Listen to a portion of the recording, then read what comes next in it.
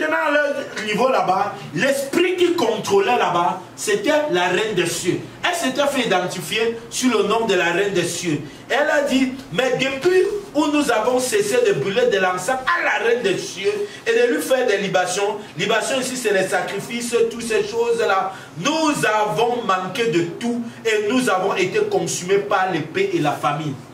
Donc vous comprenez que c'est pour cela que vous allez voir dans certaines familles. Je prends par exemple chez nous, l'ouest d'où je viens. Tu vas voir qu'une famille, des familles païennes là-bas, qui ne connaissent pas Dieu. C'est pour cela que d'autres vont te dire, ils sont des notables, les gardiens de la tradition. La tradition c'est quoi? Ce n'est rien d'autre qu'une, comment est-ce qu'on va dire, une forme de culte que nous faisons à nos ancêtres. Donc, une des cultes que nous faisons, nous célébrons à l'honneur des ancêtres. Et maintenant, tu vas voir que dans ces cultes-là, ces éléments s'y reviennent. C'est ça que tu vas voir que dans ces cultes païens là-bas, à l'ouest par exemple, il y a la notion du sacrifice. Tu vas voir par exemple l'homme américain, chaque week-end il est au village, il va faire quoi? Il va renouveler quoi? Le sacrifice. Le sacrifice, la loi du sacrifice, la loi qui est rédigée dans l'hôtel là-bas, c'est que chaque fois, peut-être tous les 1 an, peut-être tous les 6 mois, peut-être tous les 3 ans, vous devez venir faire tel sacrifice au village. Vous devez venir faire une cérémonie. Tu vas voir constamment l'homme américain en train de faire les cérémonies. Constamment, je parle de cela parce que moi je suis américain. Nous sommes constamment au village pour faire les cérémonies. Et tu vois, on fait les cérémonies pour faire quoi? Pour apaiser les esprits. Pour que les esprits puissent nous bénir. Tu comprends? C'est ça que tu vas voir, la plupart des richesses là-bas ne viennent pas de Dieu. Oui, il ne faut pas qu'on se trompe, je suis désolé. La plupart des richesses là-bas viennent des esprits que nous avons fait, que nous avons adoré là-bas. Et maintenant, c'est pour cela que tu vas voir qu'à peine un père qui était tellement riche, à peine il est mort, comme ses enfants ne connaissent pas cette loi-ci, il n'a pas pu le temps d'enseigner. Ou bien peut-être même s'il enseignait, ses enfants disaient, ah, qu'est-ce que l'esprit fait? L'esprit les frappe avec l'épée et la famille. Tu vois? Et c'est comme ça que les gens commencent à souffrir dans les familles. Ils souffrent des maladies, ils souffrent de la pauvreté, ils souffrent de ces choses-là terribles. Pourquoi? Parce que l'esprit que leur père était parti chercher, quand vous avez à faire descendre un esprit, jusqu'à ce qu'il est descendu, il y a des concessions où les esprits sont là depuis plus de 2000 ans. Et tant que vous ne faites pas ce qu'ils demandent, ces esprits-là, ils ne vont pas vous laisser tranquille. Je me souviens, j'avais un de mes cousins qui nous disait qu'il a dormi, il a rêvé, il a vu son grand-père venir lui dire que il est temps pour toi que tu rentres au village. Tu dois aller commencer à faire les sacrifices au village. Il a dit à son grand-père que je n'ai même pas l'argent du transport. Le grand-père a dit que va soulever tel endroit. Son grand-père qui n'a même, je ne pense même pas qu'il a connu le grand-père. Mais le démon là, a pris la face du grand-père. Pourquoi? Parce que c'est le grand-père qui était parti chercher cet esprit-là. Il est venu avec lui. Et maintenant, l'esprit là dit que votre famille, les choses ne vont pas bien. Pourquoi? Parce que vous ne faites pas telle chose dans la famille. Il faut retourner faire les sacrifices. Et c'est là que maintenant, qu'on retourne faire les sacrifices comme ceci, que les familles sont de nouveau libérées. Libérées de quoi? De l'épée de la famille tout simplement. Mais au fait de salut, il n'y en a pas. Et c'est pour cela qu'il est difficile de voir les richesses être gardées dans les familles. Parce que dans les familles, pourquoi? Parce que la plupart de ces richesses ne viennent pas de Dieu. Les pères qui ont fait ces choses ont appliqué ces principes-ci que vous voyez. Et c'est de ces esprits. Leur richesse, ce n'est pas parce qu'il a déposé la marchandise là-bas. Il est venu, non. C'est pour cela que tu vas voir parfois dans un cafétéria, tu vois 3 boutiques alignées comme ceci. Vous vendez la même chose. Il y a une personne, il vend les produits plus chers d'abord que toi. Il vend même la mauvaise qualité. Mais parce qu'il a appliqué ces principes des hôtels, il a bâti un hôtel dans sa boutique. C'est comme ça que les clients viennent de partout. Je dis bien, les clients viennent de partout. Tu vas voir les agences de voyage. Plusieurs des agences de voyage fonctionnent ainsi. Tu vas voir devant une agence de voyage. Tu vois, il est là comme ça. Il a mis le prix peut-être même à 8 000, 10 000. Il dit à l'ouest de là-bas. Il y a une autre agence qui est plus propre que pour sa part. Mais lui, il est la salle de l'autre côté. Mais il y a une affluence là-bas. Tu crois que l'affluence, ça c'est quoi? C'est l'hôtel qui attire les gens là-bas. C'est l'hôtel. Tu vas voir les boutiques. Je me souviens une époque, Le Saint-Esprit m'avait enlevé dans la nuit. Il m'a amené au niveau de Ngouakele, là-bas au château. Il m'a monté les boutiques qui étaient là-bas. J'ai vu des pièces, comment les gars avaient enterré devant les boutiques. Et d'autres boutiques étaient comme ça. Il n'y avait pas de clients. C'était quoi? C'est ça qu'on appelle les hôtels. Pour attirer la clientèle vers lui, pour leur donner les trucs. Tu ne vois pas, je vous supplie, que tu arrives dans une boutique, tu vois, ils vendent les mêmes produits que les autres. Mais toi, tu n'as jamais les clients. Pourquoi? Parce qu'ils ont appliqué cette loi-ci, la loi des hôtels. Ils sont allés chez les marabouts. Et les gens, les prêtres ici, c'est les marabouts. Ah oui, les prêtres, c'est les marabouts. Les sorciers, les ngangas. Tous ces gens-là, ce sont eux. Ce sont eux qui font ces choses-là. Et maintenant, pourquoi est-ce que je vais définir ceci? C'est pour vous faire comprendre que chaque hôtel a une implication dans la vie d'un homme. Chaque hôtel a une implication dans une famille. Chaque hôtel apporte soit une malédiction ou une bénédiction, soit dans une famille, soit dans la vie d'une nation, soit dans la vie d'un peuple. Donc chaque hôtel est bâti pour pouvoir influencer. Et c'est à partir de l'hôtel que, comme Dieu a décidé que je vais descendre sur l'autel, le diable également a décidé également que c'est à partir de l'autel que lui également il va descendre. Et c'est à partir de l'autel également qu'il va pouvoir opérer. Pourquoi je prends l'aspect de l'autel? Parce que c'est à partir de là que le Seigneur m'a révélé également l'œuvre de la croix que Christ a accompli pour nous. Et maintenant, c'est là où nous allons comprendre maintenant que l'autel ayant ses implications, la bonne nouvelle que nous avons également, c'est que Jésus-Christ également est mort à la croix et que nous également, face à cette situation, tu vas te poser la question que même, est-ce qu'il faut que je bâtisse également un hôtel pour pouvoir bénéficier de ces choses? Peut-être tu souffres, toi qui m'écoutes peut-être au travers des réseaux sociaux, peut-être tu souffres, peut-être les choses ne vont plus bien à un certain moment donné dans ta vie. Tu es bloqué, tu ne sais plus de quel côté, quelle voie est-ce qu'il faut prendre. Tu te dis, tu as écouté le message et tu te dis, ah, peut-être il faut que je bâtisse l'hôtel.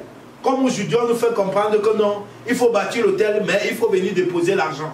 Je vais te dire, toi qui m'écoutes ce matin, nous avons déjà un hôtel qui a été bâti. Nous allons prendre Hébreu. Hébreu 13. C'est là où la bonne nouvelle commence. Hébreu 13 nous dira ceci. Hébreu 13 verset 10 nous dira, nous avons un hôtel. Aïe, aïe, aïe, Jésus. Elles ne sont pas acclamées pour Jésus, pour le Saint-Esprit. Il dira, nous avons un hôtel. Donc ceux qui servent dans le tabernacle n'ont pas le droit de manger. Donc la Bible nous dit que toi et moi également, nous avons notre part d'hôtel qui a déjà été bâti. Donc nous n'avons plus besoin de dire que nous allons aller bâtir un hôtel. Non. Toi qui m'écoutes à la maison, toi qui m'écoutes, tu n'as pas besoin de bâtir un hôtel. Il y a déjà un hôtel qui a été bâti pour toi. Et maintenant, quel est cet hôtel-là? L'hôtel-là qui a été bâti, l'hôtel dont la Bible nous parle ici, cet hôtel-là, elle se trouve au ciel. Et c'est un hôtel qui crie en permanence. Et maintenant, sur cet hôtel également, il y a un autre hôtel d'abord qui a été bâti. Nous avons parlé des différents hôtels. On a parlé des hôtels de terre, hôtels de pierre, hôtels de reins et hôtels de bois. Également, la croix que nous voyons de Jésus, c'est un hôtel également. C'est ça qu'on parle de l'hôtel de bois. L'hôtel de bois, Christ est mort sur le bois. Tu comprends? Christ est mort sur le bois. Et ce bois sur lequel Christ est mort, c'était quoi? C'est un hôtel également. Et maintenant, la Bible nous dira, quand Christ est mort sur cet hôtel, il y a également les implications également dans la vie de l'Église aujourd'hui. Dans notre vie, dans ta vie également. Tu comprends? Maintenant, ce que nous devons comprendre, chercher à comprendre, c'est ce que, qu'est-ce que nous avons obtenu au travers du sacrifice qui a été déposé. On a dit que l'autel, c'est une table, non? L'autel, c'est une table sur laquelle on dépose un sacrifice. Et à partir de ce sacrifice, on reçoit les bénédictions. C'est ce que la Bible nous a enseigné, n'est-ce pas? Et on comprend tous ensemble ici que quoi? Christ également s'est posé. Le sacrifice qui est déposé ce n'est pas un animal, cette fois-ci, frère. Ce n'est pas un homme. Et c'est pour cela que quand vous allez aller chez les marabouts, en fonction de ce que tu veux, si tu veux le pouvoir, si tu veux l'argent, on peut te dire soit tu es une poule, soit tu es une chèvre, soit tu es un bœuf, ou soit tu es des hommes. Ou on peut te dire donne un homme. À un moment donné, parfois en fonction de ce que tu veux, on va te dire donne même 100 personnes, donne même 1000 personnes. C'est pour ça que vous allez voir, on provoque les catastrophes naturelles, les guerres. Ça c'est pour faire les sacrifices ou pour faire quoi? La personne qui a provoqué ça, les esprits viennent, ils recueillent le sang, ils ont bâti l'autel à partir de là. Et à partir de là, la personne qui a initié ce projet-là, il lui accède maintenant à la puissance, il accède au contrôle. Parce que le tout, c'est de pouvoir contrôler peut-être un peuple, de pouvoir contrôler les consciences, de pouvoir contrôler. Il accède à ce qu'il demande de la part au diable. Et c'est pour ça que tu vas voir les agents de voyage, à un certain moment donné, on leur demande beaucoup de sacrifices. Ils doivent tuer peut-être même 100 personnes. Et tu vas voir, plus tu tues, plus l'argent augmente. Plus il fait ceci, plus l'argent et les choses ne font qu'augmenter. Et c'est comme ça que Jésus-Christ également est venu mourir pour nous. Et maintenant, quand Jésus est mort, il y a ce que nous appelons les implications également de la mort de Jésus. Et c'est de ça qui sera l'objet de nos enseignements dans les prochains jours à venir. La première des choses qui a impliqué le premier bénéfice, comme on a dit tous ensemble, l'autel c'est un lieu de bénédiction. Le premier bénéfice que nous apporte la mort de Jésus, c'est ce que nous appelons la rédemption. Oh, que quelqu'un dise avec moi la rédemption. La rédemption. La rédemption. Ça, c'est le premier grand bénéfice que Dieu, que par le sacrifice de Jésus, par la mort de Jésus, nous avons obtenu.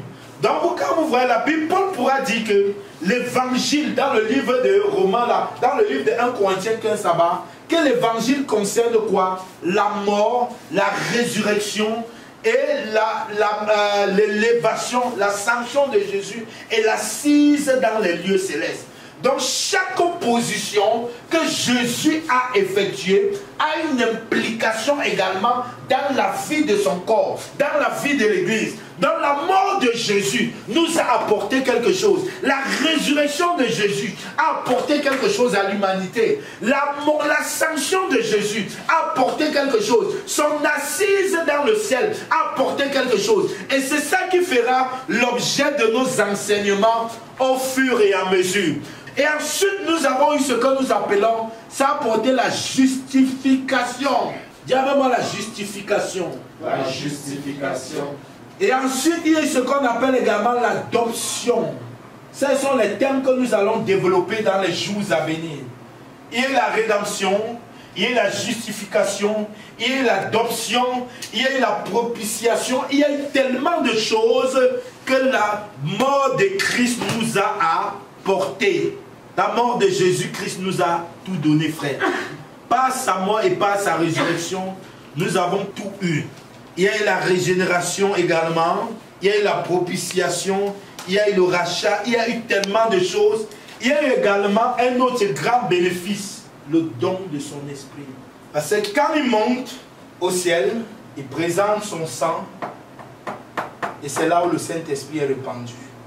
Or, sans cette mort, il ne pouvait pas avoir. Et également, la mort de Jésus également nous a apporté également quoi? Et héritage. Donc, toi qui m'écoutes, je suis venu te dire qu'il y a un héritage que tu as déjà et que tu ignores tout simplement. Tu n'as pas besoin de te battre encore pour certaines choses.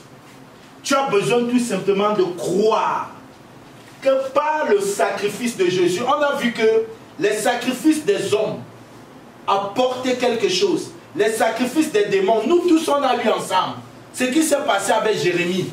Vous avez vu, non? Comment Jérémie a interpellé un peuple. Et le peuple a répondu à Jérémie que quand nous offrions les sacrifices là, on avait quoi? On avait le pain. On avait la joie. Mais on va dire que c'était une fausse joie. Mais depuis qu'ils ont cessé, il y a eu l'épée qui est entrée et la famine. Donc, voilà ce qui s'est passé quand les autels païens, ça les a donné le pain, ça les a donné la joie, ça les a donné la famine. Ça les a donné, quand ils ont cessé les sacrifices, voilà ce que ça a amené, l'épée et la famine. Mais quand ils faisaient les sacrifices, ça les a amenés. Maintenant, nous également, par le sacrifice de Jésus, de manière automatique, on a eu la rédemption, on a eu la justification, on a eu l'adoption, on a eu le don du Saint-Esprit, on a eu l'héritage. L'héritage ici, c'est quoi? La Bible parlera que l'or et l'argent appartiennent à Dieu. Donc ça veut dire l'héritage matériel, la terre et toutes ces choses-là appartiennent à notre Dieu. Donc ça veut dire Dieu nous a donné, on aura l'occasion de définir tous ces points, point par point. Le premier point sur lequel nous allons travailler tout à l'heure, c'est sur la rédemption. Pourquoi je n'ai pas effacé ces points-ci?